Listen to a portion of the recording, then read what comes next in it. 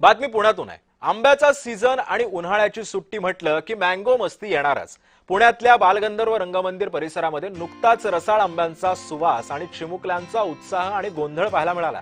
निमित्त होता महाराष्ट्र माझा आंबा महोत्सवामध्ये आयोजित करण्यात आलेल्या आंब्यांचं आंबेखास स्पर्धेचं आयोजन करण्यात आलं आणि या महोत्सवामध्ये लहान मुलींसाठी आंबेखास स्पर्धा आयोजित करण्यात आली।